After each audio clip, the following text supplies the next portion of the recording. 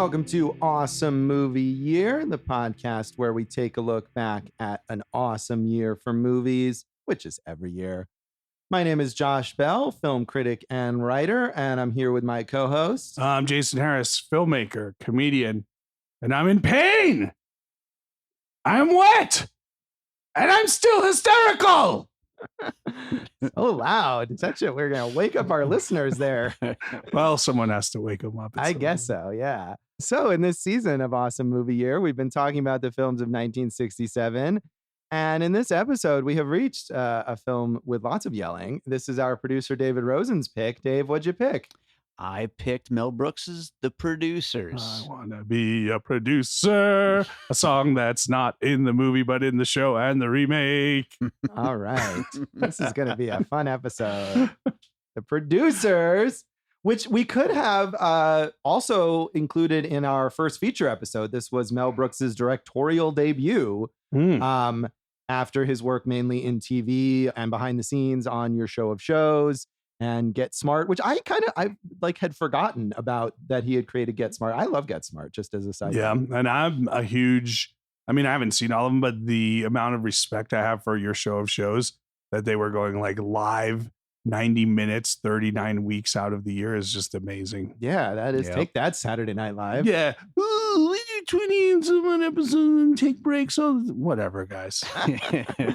So Mel Brooks was I guess we could say sort of a sensation as a comedy writer and creator in TV, and had the chance to break into film, and it didn't really work that well at the time. This was not a big hit. It kind of struggled.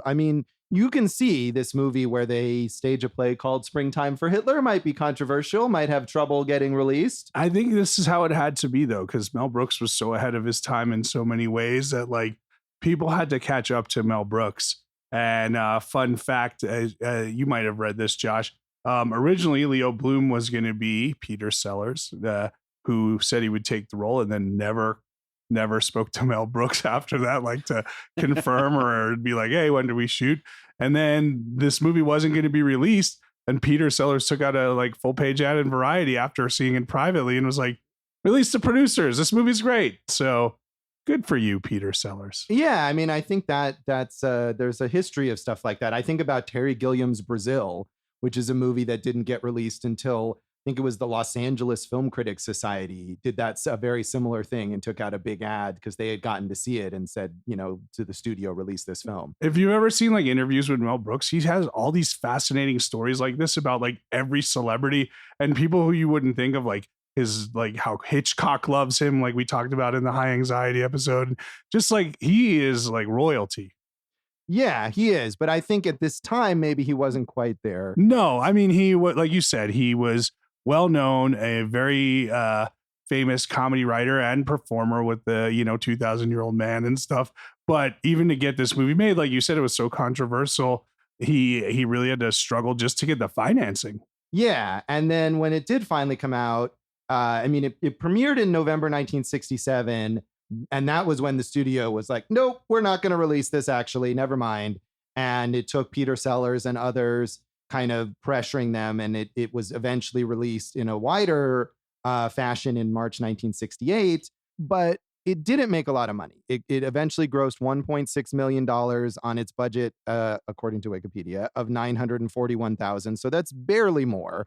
And it was not all that well received by critics, although it did win, weirdly, an Oscar for Best Original Screenplay. So it had some level of clout and prestige eventually, but I think it was very mixed. And he also won the WGA Award for Best Written American Screenplay.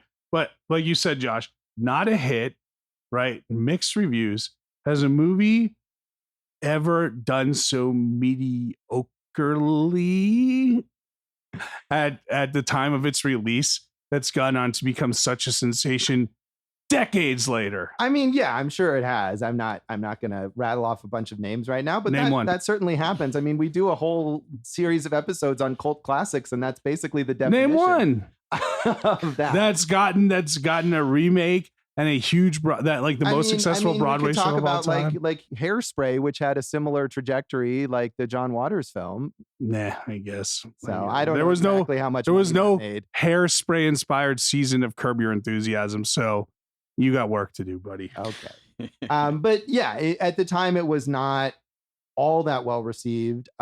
Some critics liked it and some did not. I would say, mixed reviews from critics, definitely. Time magazine, in a unbylined review, they were mostly positive. They said, "The Producers has many things going for it, notably a wild ad-lib energy that explodes in a series of sight gags and punchlines. Zero Mostel, a Broadway favorite but long a film disappointment, exuberantly caricatures Merrick not as David but as Goliath, and Gene Wilder beautifully underplays as his weak-kneed henchman. Unfortunately, the film is burdened with the kind of plot that demands resolution, and here Mel Brooks the writer has failed Mel Brooks the director. Springtime for Hitler is supposed to be like Valley of the Dolls, so excessively bad that it's hilarious. Instead, it is just excessive. The Producers ends in a whimper of sentimentality out of keeping with the low jinx that went before." And a lot of things that I saw complained about the ending, which I felt like fits with the rest of the movie. Works for me, man. What else do you want? Like, there's no resolution. They end up in jail, dude. That's a resolution. So. Yeah, and I felt like, having looked at some of these reviews before watching this, and I'd seen it before but didn't remember all the details, I expected a much more abrupt, unresolved ending, and I don't think that it has that. I would agree with that. And the other thing is this whole idea of like sentimentality, but there are points throughout where you see the characters kind of bond with each other, and you see Leo Bloom start to take risks because of Max Bialystock, played by Zero Mostel. Yes. So Renata Adler in the New York Times, this was one of the first reviews that came out, and Mel Brooks, when I was looking this up, he mentions this in every interview he's ever given about The Producers, it seems like, and how this review came out at first and really just killed them, even though it is a very mixed review, including positive stuff. So Renata Adler said, "The Producers is a violently mixed bag. Some of it is shoddy and gross and cruel. The rest is funny in an entirely unexpected way. It has the episodic review quality of so much contemporary comedy, not building laughter, but stringing it together skit after skit, some vile, some boffo. The Producers is less delicate than Lenny Bruce, less funny than Dr. Strangelove, but much funnier than The Loved One or What's New Pussycat. On the whole, The Producers leaves one alternately picking up one's coat to leave and sitting back to laugh." So, I mean, that's the definition of mixed right there. That is a mixed review. It's interesting the movies she chooses to compare it to. But, I mean, it's not an unfair review. Yeah. And I certainly know Lenny Bruce and I've seen Dr. Strangelove. I guess The Loved One and What's New Pussycat probably were popular Big comedies at the time. I'm not yeah. familiar with those. I think What's New Pussycat might have Peter Sellers and Goldie Hawn in it. Could be. I don't know. So Pauline Kael in The New Yorker was not a fan of this at all. And in her typical fashion, sort of grabs onto one aspect that I don't really include here, but she hates Zero Mostel in like everything. And 80% of her review is about how much he sucks, but in general. But I picked out some more overall thoughts from her. She said, "An experienced director working with a script that has so much that is good in it could have toned down what is gross and brought out the wit. Brooks has almost no idea where to put the camera. And since the easiest way to get a powerful effect is with close-ups, he keeps almost everything, including Zero Mostel, on top of us. And since he doesn't know how or why or when to move the camera, he can't really utilize the screen as a frame for expressive compositions. He just tries to get some acting going on in it, and in this he's limited by his script. Terrible as this picture is, I enjoyed parts of it, because I love satire of the theater. And for satire of the theater as good as Brooks's gags at their best, one can endure even the rank incompetence and stupidity of most of the producers." Man. Yeesh. She doesn't... Someone's a little cloud of darkness over there, huh? Yeah, I mean, she never holds back on what she thinks. And I don't disagree. especially, well, two things. I do think Zero Mostel is awful. And I think you can't keep stand pronouncing him. his name wrong. Oh, is it Mostel? I'm Yeah. sorry. Yeah. Either way, he sucks. And I just kept thinking that I probably would have enjoyed this movie more if Mel Brooks had cast himself in that role. I mean, you saw Nathan Lane in it in the remake. Ugh, which is way worse. So you know, and I think Nathan Lane's a great performer, but Zero Mostel is like literally an American Theater Hall of Famer, dude. Maybe so, but I just found him so annoyingly. I mean, and it's really not just him. Like 90% of this movie is yelling. And it's a very broad film. It's very, very broad, but he is the broadest of them all. But I do think, and one of the things that struck me, in part maybe, you know, because this is Mel Brooks's first feature, and he kind of took it on as a director almost because it was so hard to get made, like, well, if no one else is going to direct this, I will, right? Kind of thing. You know, when we talked about High Anxiety in our 1977 season, so that's 10 years later, one of the amazing things about High Anxiety is how well directed it is. I mean, you know, fair, right? Like, I'm not going to say it was poorly directed, but even Brooks said, like, he didn't really know what he was doing as a director a lot of the time. He was learning on the job.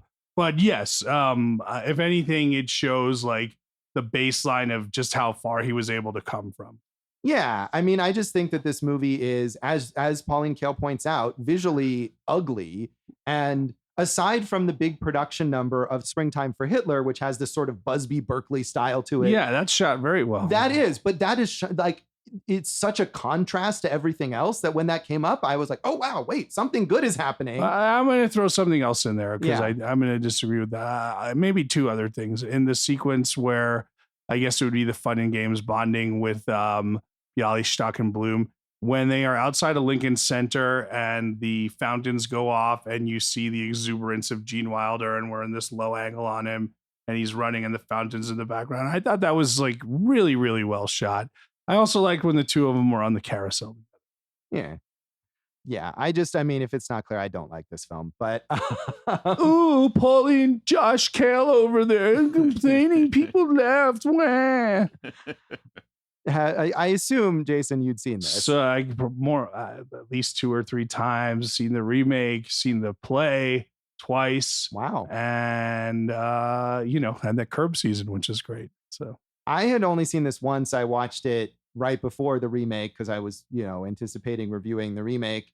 And I look back at what I said at the time and I didn't like it then and I still don't like it. It's not my favorite Mel Brooks movie by a long shot. Right, right. Dave, it's your pick. When did you first see this? My parents showed it to me when I was a kid, of course. Yeah. And I've seen it a few times since then. I saw the play, the Curb season that Jason brought up. And yeah, I mean, it's not Mel Brooks's best movie. I would agree with both of you on that, but it's so funny, I think. So you think it held up for you? Yeah, definitely. All right. And I would say of all the times watching it, this was my least favorite watching it, but that's maybe because I've seen it so much or that, you know, your tastes change or this or that. But like, dude, if it's your first, you know, your first time out, he's taking a big swing here. Absolutely. He is certainly taking a big risk with a lot of the aspects of this movie. And I would give him credit for that. So do you want to mention anything else about the background of this? You mentioned our alternate casting on Peter Sellers. Anything else there? I mean, you know, another piece of alternate casting, which you might have known, which also goes into this season of Mostel movie year. First, Franz Liebkind actor cast to play him was Dustin Hoffman. And Dustin Hoffman said, oh, please let me out. I got to go audition for this movie called The Graduate, which obviously Mel Brooks knew about because his wife was starring in it, and Bancroft. And he's like, yeah, you can get out if you get the part, fine. Thinking that Dustin Hoffman would never get that part. And he did. And that's how movie history goes sometimes, Josh. It does. I thought one thing, because, you know, you're talking about Springtime for Hitler, a gay romp with Adolf and Eva at Berchtesgaden. Originally, the title of this movie was Springtime for Hitler. It changed it to The Producers so we could get a release. I found this note interesting. One studio said, well, we won't release it if you call it Springtime for Hitler. But if you change it to like Springtime for Mussolini, like what? That's right. Better. Mussolini is like less controversial than Hitler. I mean, you know, this was obviously like much less distance between this movie and actual Hitler than we have now, where people can, you know, maybe more freely joke about this sort of thing. Right. And partially because Mel Brooks poked so much fun at him. But it's like, I don't see how that's much better going from Hitler to Mussolini. No, and it's less funny because Mussolini doesn't have the instant sort of recognizable characteristics. Hitler might be the all-time worst, but Mussolini's somewhere on the list. Well, right, certainly. Like, so we're going to rank genocidal dictators. Yeah, they both make the list, right? So, Josh, you're talking about reviews. There's a story where a woman gets onto an elevator, recognizes Mel Brooks, and said, "I have to tell you, Mr. Brooks, that your movie is vulgar." And Brooks smiled at her and said, "Lady, it rose below vulgarity." So I mean, right. Obviously, he's very proud of what and he should be. You know, it's if you're going to make a movie like this, you shouldn't hold back. You got to go all in. Yeah, and he certainly does. So we'll come back then in a moment and talk about our general thoughts on The Producers.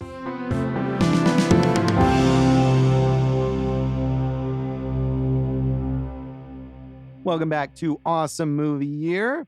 In this episode of our season on the films of 1967, we're talking about our producer Dave's pick, The Producers, from a producer. So Dave, what do you love about this movie? I just think this movie is hilarious. As far as you called it broad, Jason, and I mean it's about as broad as it gets. It's just like you said, it's just yelling, it's funny lines, it's over the top, and it's a lot of things we love about Mel Brooks. Maybe a little less refined than some of his like more targeted parody type stuff, but it's just nonstop funny, I think, from beginning to end. And this was my first time watching it in a long time. I think maybe I watched it before I saw the play, but that would have been the last time, maybe even further back than that. I had forgotten a lot of like the individual beats or some of the specific jokes in it. But yeah, I was laughing the whole time. What are some of your favorite things? Oh man, I wrote down a couple lines. Some of them are just individual lines specifically. I mean, there's also just the situations as well. But I wrote down one line that I like laughed really out loud. "Oh Lord, maketh a blight on his land," and the landlord goes, "Oh, don't listen to him. He's crazy." Yeah, that was funny. Just very Jewy things like that, are very, very funny. And some of them really caught me off guard too, because it's so quick. Yeah, it is fast and it keeps moving along. And Josh over here is not moving along with this idea at all. Yeah, no, I had a feeling going into this that Josh wouldn't be too big on this one. I mean, it's very ridiculous, all of it. Yeah, but I mean, as Jason was pointing out, I mean, this is a movie that has a huge amount of critical respect now. Yeah. Even if it maybe didn't at the time, it's certainly highly, highly regarded. But yeah, I didn't laugh. I don't think maybe once or twice at most when I watched this. And that was the same as my experience in the past. And to me, yeah, the broadness and just, it's so much yelling. And I feel like it's this style of comedy, and it's not something that I associate with Mel Brooks because he is, I think, very witty in a lot of ways. But the idea that like, if we just say this loud enough, you'll find it funny. And I just found it annoying. All right. Well, okay. I'm going to take up 2 points in defense of the film, right? Yeah. So the first time I saw this Springtime for Hitler musical number, in this movie, like I was pretty amazed. Like one, that he was able to get away with it, like, even in the 60s, like, because it is very ballsy and that is very funny. And there are so many funny elements of it. Like you said, the Busby Berkeley style shooting where you're overhead and they form like a human Nazi symbol, or the women in like the beer garden, specifically German type outfits with like pretzels covering their breasts or beer kegs. I thought all that stuff was very funny, and that song is just very funny, The other thing is, like, I can't say you're wrong, like that Zero Mostel is a very big performer and that was it. But I mean, that's who he was, I think, as a performer. I haven't seen tons of his stuff, but I think that's who he was. And I think there are definitely larger than life producer characters, many of whom have gotten in trouble recently, right? That might act like they kind of take up the, whatever room they eat all the space of it. Right. Well, I will say that Springtime for Hitler musical number, as I was saying before, is to me easily the best thing in the movie and the one thing that really impressed me. And so I agree with you on that. Even if I wasn't laughing out loud at it, I was impressed with its cleverness and the way he stages the dancing, and just the production of it is really good. And it made me feel like, oh, I kind of almost wish there was more of this, that it was about the Springtime for Hitler production rather than about these two annoying producer characters. Of course, that probably wouldn't have worked, but that was definitely to me. Well, the I funniest think thing. that I think the play does do that, because it's expanded and they utilize the medium of theater in such a way. And it's interesting because like I love the play. I think it's the best play I've ever seen. But the movie of the play is dreadful, right? So that doesn't translate at all. So it is interesting how you use the medium and what it means towards the story. Right. And I never saw the play on stage, but I agree with you. That I thought you saw it with me at the Wynn when it opened. No, I never did. I only saw the movie version, which I agree is dreadful. Yeah, really bad. I just want to say another thing that I love about the movie, though, is it's very deranged. You know what I mean? Like, it's just from the get-go, it's like what is even happening? It's very, very horny. Right. Because he's sleeping with old women right away. Right. Yeah. Right. All of it. It's just really weird. And sometimes that could be grating. I get it, but it so goes for it. I think the woman who played Hold Me, Touch Me, like basically disowned the thing. And she's like, oh, it just shows you that you can never underestimate how low America will go for their entertainment. Yeah. And I don't feel that way. But yeah, I mean, you're right, Dave. It just goes for it at all times. And I think I can sort of respect Mel Brooks's willingness to not hold back at the same time finding it annoying. Right. And Jason, to your point about Zero Mostel, like that's who he was as a performer, and it's not for you. You don't like it. Yeah, no, you're right. It's and he was that way, but I just do find that unpleasant, and a lot of people did feel that way too. I thought it was one of the interesting things I read. Going back to in our last episode, we talked about Norman Jewison, who directed In the Heat of the Night and directed the film version of Fiddler on the Roof, and specifically did not want to cast Zero Mostel, who had been a major performer of Tevye, the lead role on stage, and he cast, I forget who, but someone else in that role because he did not want that Zero Mostel presence in his film. I think yes, but the other part of that is Mostel had a reputation for always being combative with directors, right? He always had that reputation, and I think that was the other reason Jewison didn't cast him. Whereas Mostel would say, it's a collaborative medium. Shouldn't I be bringing something to it? Right. But I think he overpowers so much. In an unpleasant way. And Josh, like, look, and we've said it here before, like, I think Gene Wilder is as good a comic actor as there's ever been on film, right? But I don't think this is his best performance either. He does some funny stuff, but like, we're talking about the growth of Mel Brooks as a director. I think like this also shows you the line where kind of Gene Wilder is growing from. Yeah. And I mean, I don't have that same reverence for Gene Wilder that you do necessarily, but I think he's talented. And I've really enjoyed him. I mean, I think Young Frankenstein is great to talk about a Mel Brooks movie, and Gene Wilder's performance in that movie is a big part of why it's so great.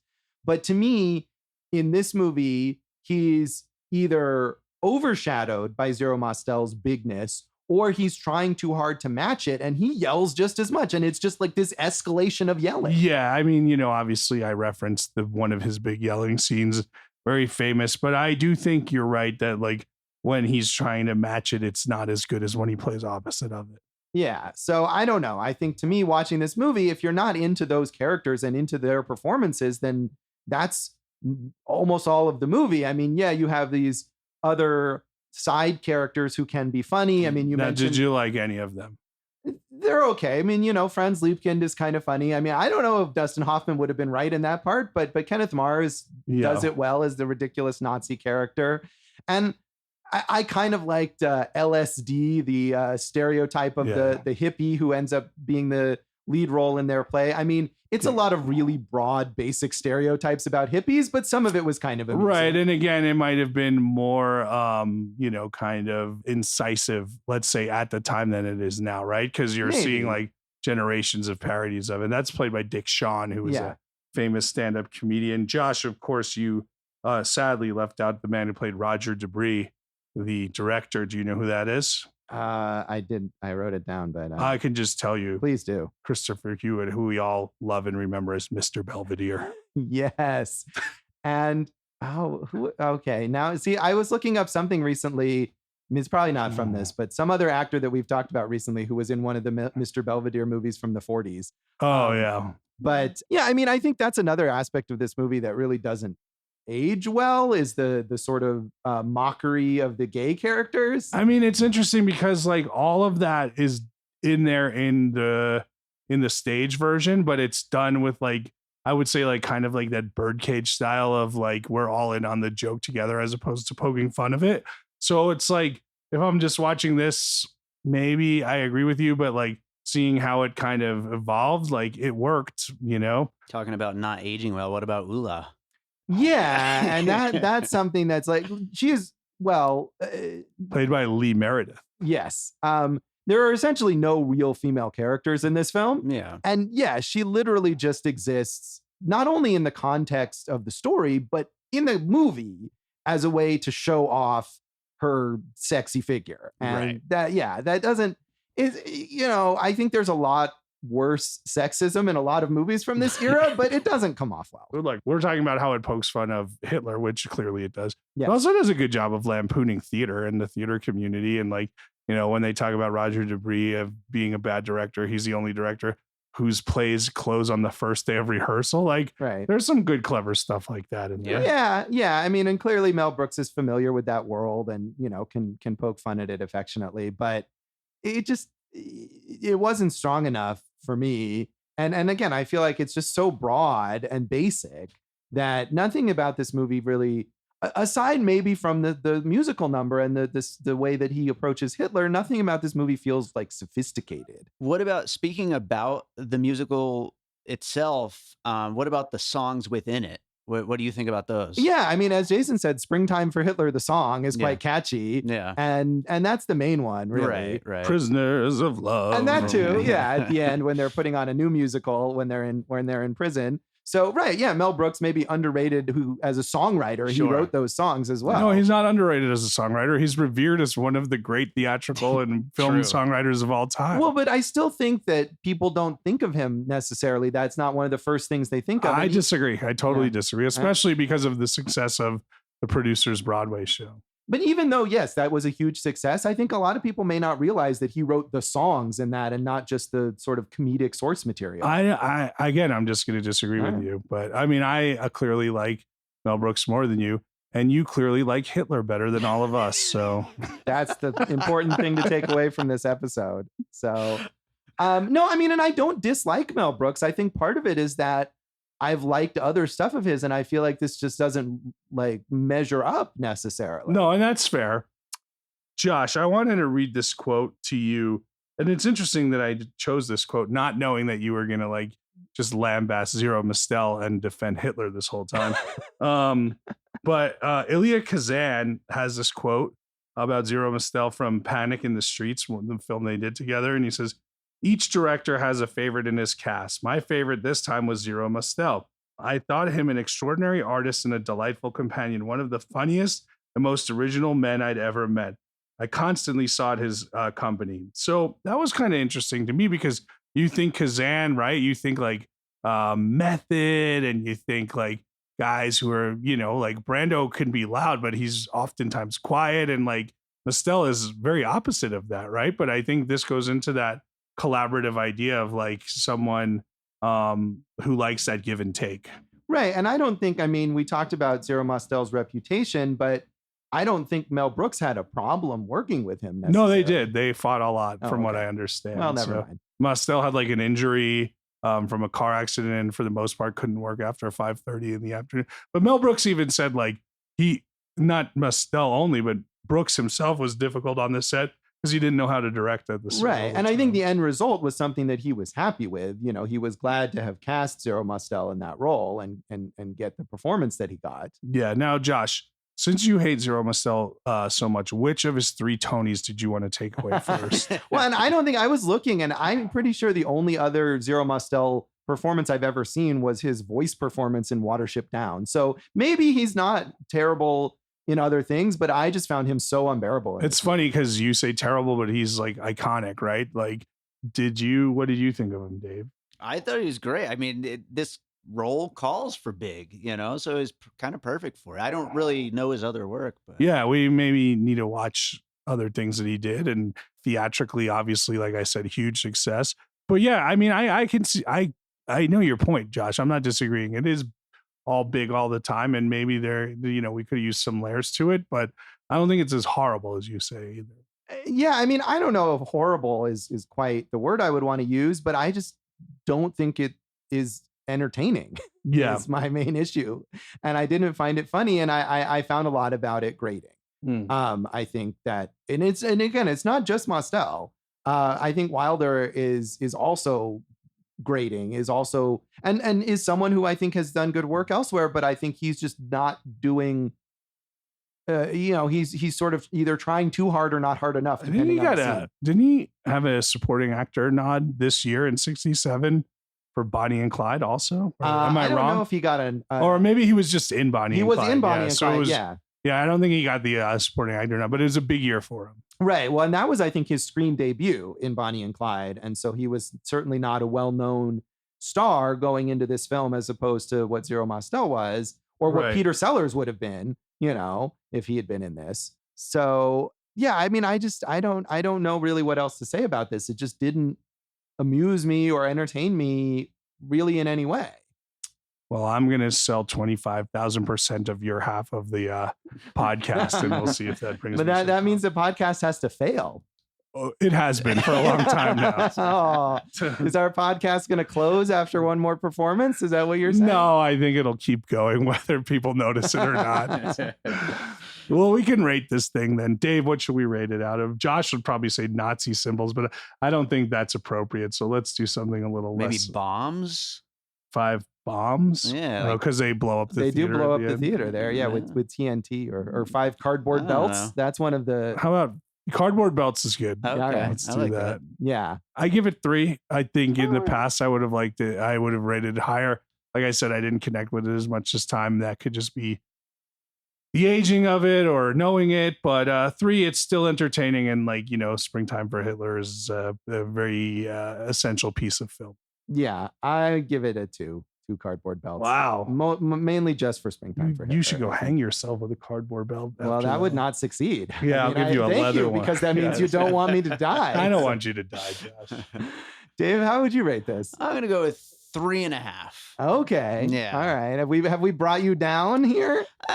Maybe a little bit. Yeah. No, I like this movie a lot. Though. Right. Yeah. Well, I mean, and to be fair, again, lots of people like this movie a lot. It is critically revered. Roger Ebert now says it's one of the funniest movies of all time, or not now because he's dead, but as reassessing it in one of his great movies essays. Maybe Josh just isn't smart enough to enjoy it the first 2 times.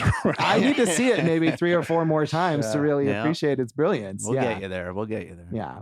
Well, we'll come back then and talk about the legacy of the producers.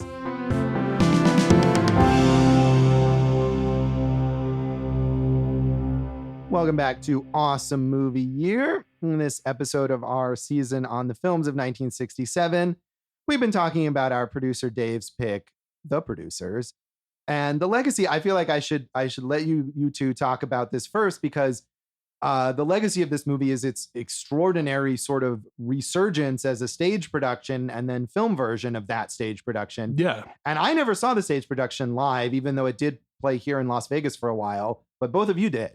I saw it on Broadway too, but I didn't see it with the original. My brother saw it with Nathan Lane and Matthew Broderick, who were the stars in the film. I saw it with Steven Weber and Roger Bart. Roger Bart, who was in the original cast, I think, as Roger Debris. And I remember being like, whoa, like I had never seen anyone use the medium of theater to execute jokes that well. I hope that makes sense. Like I've seen plays that are funny and jokes being told, but actually using the medium of theater to enhance the humor and the overall spectacle. I thought that this was the best thing I'd ever seen on Broadway. And I mean, it won every Tony that there was to win. It was at Susan Sontag, right? Was her name? Susan Stroman, definitely not Susan Sontag. Susan Sondheim? Susan? Steven Soderbergh? Susan. What's her name? Susan Stroman directed is the director and choreographer of the stage production and the director of the film version of the stage production. And she's very good theatrically. I did not like the film at all, but still maybe better than Susan would have done. So, and it won 12 Tonys in its year. That's like everything. Yeah, it premiered in 2001. So, Dave, did you see it here in Vegas? No, I saw it on Broadway also. I saw the Steven Weber version. Ooh, were we there at the same time? Could have been, yeah. I did see it here in Vegas, which is weird that you didn't see it with me. I don't understand how that happened. Who did you see it with in Vegas? who was in the production? I don't remember, but it was the opening. Was Roger Bart again or something? Or I don't know. I know David Hasselhoff was in it as Roger Debris, and then later Tony Danza was the big star in it. Who I don't know if he played. Oola. Knew he had to get an impression in there somewhere. I saw with whoever the opening cast. Yeah, was. well, that wouldn't have been Tony Danza, but Hasselhoff maybe. Wait, so who did Tony Danza play? Yeah, one of the lead roles. I forget which one. I could. Yeah, okay, he's a Bialystok. Yeah, maybe he's a Bialystok, but the original cast. I'm not sure. It wasn't anybody, no big names in the lead roles. It was Hasselhoff as Debris. That was kind of the big maybe one. but I don't remember seeing Hasselhoff, but I do remember seeing it, unless, maybe I've had too much LSD like LSD himself. Mm-hmm. Yeah, I never got to. I mean, I did at that time. I played here in 2007 and 2008 at the Paris. And certainly at that time, I was getting a chance to go to openings and things like that, but I didn't, for whatever reason, get to go to this one. Maybe they knew that you liked Hitler. Maybe I was deliberately left off. Your pro-Hitler stance has once again taken you out of the cultural lexicon. Yeah, it's a tough thing. But I did see the movie version from 2000. Right, we all hate that. It's so bad. It's so bad. We agree. We all agree. However, the Curb Your Enthusiasm season is genius. So good. I haven't seen that, but I don't like Curb Your Enthusiasm. Yeah, well, why would you like something that everyone reveres as genius and fun? Yeah, I could see not liking The Producers, but not liking Curb. That's tough, Josh. Oh, what do they have in common? Jews behind them? Yeah, that's a good point. So is the plot of that season is that Larry David is going to star in a production of The Producers? Is that it? Yeah, and I mean, I don't want to ruin it because it's such a genius ending, but well, it's a great season. And I could see, did Larry David ever actually star in a production? I don't know if he did. I could see that, but it's very funny of all the people who.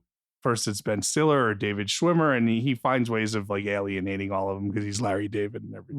Right. Yeah, of course, Nathan Lane and Matthew Broderick, the main stars of the original stage version and then of the film version of that, along with Uma Thurman as Ula and Will Ferrell. Uma!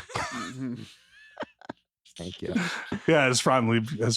Franz Liebken, yeah. I think I might have listed this as the worst movie of 2005. I mean, yeah, let's go on to something more productive, Josh. All right. We might have asked this before. Do you have a favorite Mel Brooks movie? Well, I would say, I think we probably did talk about this when we talked about High Anxiety. And I would probably say Young Frankenstein, which I had seen the most recently and was kind of wary of whether I would still like it. And I think that movie is brilliant and is so clever. And like High Anxiety is so well directed and is such an effective recreation of a very specific style that Mel Brooks does really well. And I would agree with you, but I think Blazing Saddles, which might be the other pick that one would say here, is also a very effective satire, spoof, and shooting style of the Western. Yeah, I haven't seen that in a while, but I saw Blazing Saddles at like a revival showing in a theater, and I remember really not liking it, but that was a long time ago. Yeah. You didn't sing Blazing Saddles. No, I don't sing. For the listener at home, I just want you to know that Jason maintained eye contact the whole time. It was an intense moment. Dave, what's your favorite Mel Brooks movie? I haven't rewatched them in way too long to really say for sure, but growing up, Spaceballs was my favorite movie probably. So I kind of have to go with that. And I watched Spaceballs not too long ago, and I know people love it, especially from our generation. Yeah. Not my favorite. So I got to rewatch them all one of these days. Now, do you have a favorite Gene Wilder movie, Josh? Is it Willy Wonka? I mean, maybe, but that's another thing that I haven't seen in a long time. And I feel like though with that movie, that even if the movie as a whole wouldn't hold up, his performance as Willy Wonka, amazing. And one of the things about him that I think Willy Wonka and Young Frankenstein have in common is that, he's funny, but he's creepy. And part of the appeal of both of those characters and those performances is that he is really creepy. He never plays the joke, right? I mean, which you could say in this movie, he does play the joke, which might take away from it, but he always plays the scene and not the joke. Willy Wonka does hold up. I've watched it not too long ago. It's very good. And any candy maker who wants to make a child fat and eat him is okay in my book. But no, I do think, like, you know, and we've talked about like him and Richard Pryor teaming up, like just as good as there is as a comic actor. Never won a big award other than that I found, other than outstanding guest performer, comedic role, Emmy award winner for Will and Grace. Yeah, such a random thing to have gotten that award for. Yeah. So have either of you seen the next movie that Mel Brooks made after this, which is the 12 I Chairs? have seen the 12 Chairs. Is that any good? It's not my favorite. It's broad again, and it feels like a lot of like early Woody Allen style technique going in there. I don't think he found his footing. Was that the last one he did until Blazing Saddles, or did he do any in between? No, because he was sporadically working. That 12 Chairs is 1970. Yeah. And then I believe Blazing Saddles and Young Frankenstein are in the same year. No 74. Way. Really? I think they may be. Yeah. Dave, look that up. That's crazy. Girl, that's crazy. And Zero Mostel, as we said, we hadn't really seen any of his other work, but he did, you know, he continued to work on stage and in films, kind of more minor things. I think maybe his reputation for being sort of difficult to work with made it tougher for him to get bigger roles as his career He was went also on. kind of blacklisted back in the day. That's a whole nother story. Dave, did you want to chime in real fast? Oh, yeah, it was 74 for both of those. That's what insane. A year. Yeah, Wow. that is. So, you know, he really went from these kind of early struggles to find a style to locking in on whatever. And maybe it was doing a parody. You know, those first two films Yeah. are not parodies. And when he hones in on that, then he just finds his niche. Yeah. But did Jason, did you ever, or Dave, did you guys watch The Electric Company growing up? No, because you're going to mention how they were both Mostel and Wilder reteamed to do the cartoons together, right? Yeah, Zero Mostel, I think, was in every episode of The Electric Company with narration and stuff. But I didn't watch that as a kid either. They I also wonder were if in I the did. film, I think also from 74, Rhinoceros, based on the Ionesco play, which of course you love. I did read that play in high school. I think I liked it. I never saw the film. I think there's multiple film versions of that, but I've never seen it. How's your podcast about that going? My Rhinoceros podcast? Yeah. Yeah, it's on episode 25. Anything else on the legacy here you want to talk about, Jason? Yeah, Josh, I found some fun facts for you. Ooh, fun facts. I know you like fun facts. I do. You know, even though you hate fun, you love fun facts. I hate fun, but love facts. Yes. It's a real dichotomy you have going on. So in Sweden, this movie was called Springtime for Hitler, and every other movie but two they released as Springtime 4 is a Mel Brooks movie. So the 12 Chairs was Springtime for Mother-in-Law, Blazing Saddles, Springtime for Sheriff, and so on and so forth. So High Anxiety, Springtime for the Lunatics, and Life Stinks, Springtime for the Slum. That is weird. That's a fun fact, Doesn't Josh. really make Really sense. Yeah, weird. was Spaceballs like Springtime for Outer Space or something? I love Springtime that. for Space, I think. Oh, Yeah. wow. Weird. So, Okay. I thought you'd want that fun fact, Josh. I love it. Love it. You love the fun. You love the facts. Dick Shawn, very successful stand-up comedian, the second greatest entertainer in the whole wide world. He used to do this thing where the audience would come in and they'd see like a whole brick enclosure on stage, and he would bust out of it like after they were all sitting down. And so he was doing all this kind of wild, like playing with the form stuff. And then he had a heart attack on stage, and the audience was like, oh, that's part of his act, but it wasn't. And then he died. Wow, that is a crazy story. Yeah. So Not I guess, as fun. I guess as a stand-up comic, though, that's quite a way to go, though, right? Not as fun though, Josh. No, not fun for him. I'm But sure. I mean, look, the only other thing I want to say is that Mel Brooks, you know, has said time and again, like, obviously we know what a horrible human being Hitler was. And if he just said like, oh, Hitler, you're bad, like he didn't think he would ever get his point across. So he always thought that the best way was to lampoon him as much as possible. And no one has ever done a better job of it. Yeah, I mean, I guess we could talk about Jojo Rabbit, the fairly recent Taika Waititi And I didn't movie. think that one was as effective. No, but I mean, I think the making fun of Hitler and being able to show him in a comedic light, you know, that certainly goes back to the producers and, you know, History of the world, he does it in. yeah. I think you even used it as a puzzle piece on our episode, Jason. I don't remember anything, but okay, that sounds like I did good, guys. You did. All right. Hey, Josh, I did have one more fun fact about that. You know the part of the song where Mel Brooks has his voice in there? Yeah, when he Right. says, "Be a smarty." Yeah, join the don't be Nazi party." stupid, be a smarty, go and join the Nazi party, right? That's voiced over. And in every performance of Broadway, they use the original sound from Mel Brooks and in the remake of the movie. So that's kind of a nice nod. Yeah, that is. So that is The Producers, and that is this episode of Awesome Movie Year. Check us out on social media. You can check us out on social media, awesomemovieyear.com, Awesome Movie Year on Facebook and Instagram, Awesome Movie Pod on Twitter. I'm Jason Harris Comedy, Facebook and Instagram, Jay Harris Comedy on Twitter, and go for jason.com. Springtime for Hitler and Germany. Just figured I'd sing because the website's not good.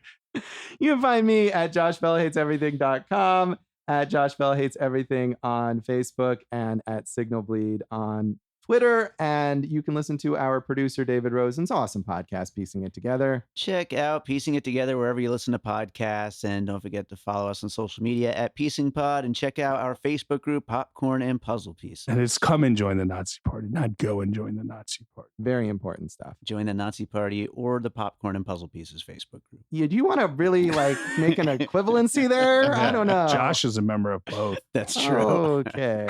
Let's say, what is in our next episode, Jason? Josh, I'm singing again for no reason. It's our cult classic. We're going to another major filmmaker, although a B movie filmmaker. It's Roger Corman, 1967, The Trip, man.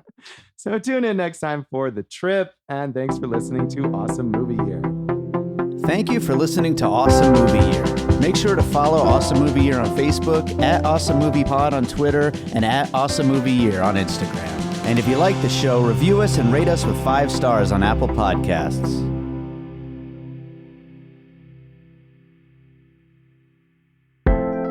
An All Points West production, produced by David Rosen in Las Vegas.